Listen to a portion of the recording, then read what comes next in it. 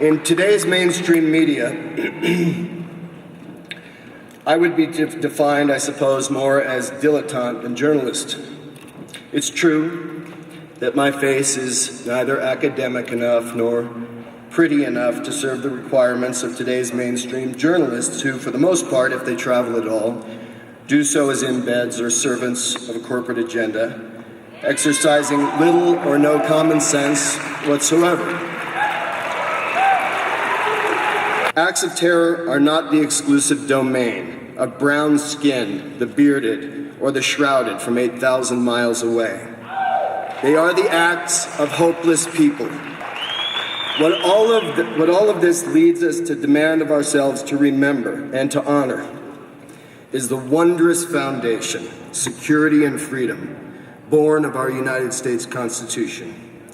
Citizens' rights, human rights, rights to equality of life, and the fulfillment of the human need, not luxury, to dream. To believe in the possibility of change built on reason, peace, and our responsible stewardship of the Constitution. Each generation's responsibility is to be more complete than the last in its commitment to constitutional principles.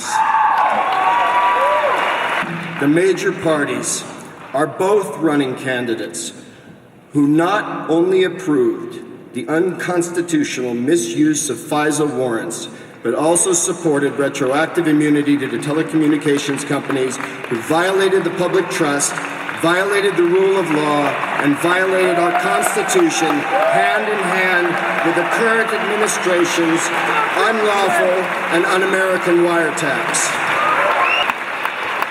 We are, in fact, their employers, and the Democratic and Republican candidates who seek our employment as our next president are both on record as participants in devolving our Constitution.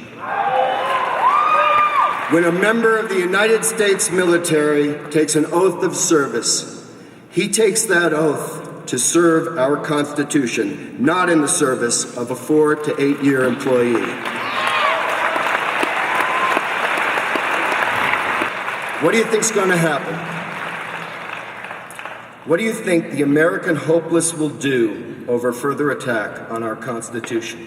When Barack Obama and John McCain would neglect that the rule of law must not stop at the White House, that impeachment for them is off the table, that bombing Iran is on their table, we better consider what the fundamentalists within will put on our table.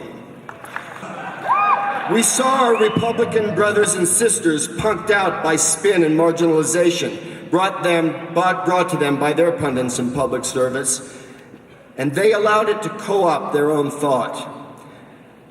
The Republican Americans are anything but our enemy. They are just as important to the fabric of this country as any of us. But we watched as they were suckered into serving interests against their own countries and against their own by confidently presented exploitation of them by their leaders. And we are no better. It can happen to us, and to many it has. The question is, are we going to fight for the public discourse of facts?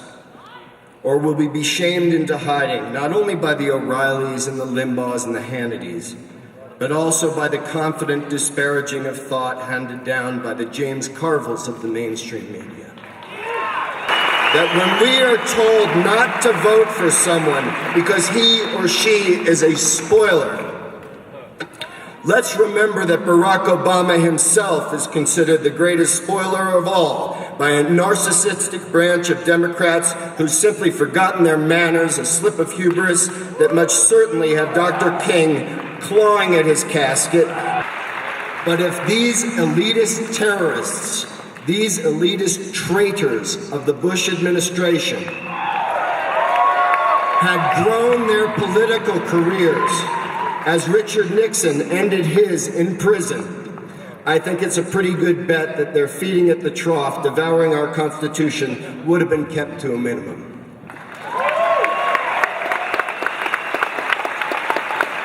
We have to focus on equal justice and accountability if we're to achieve the democracy we dream of. We have got to stop telling people not to think and speak.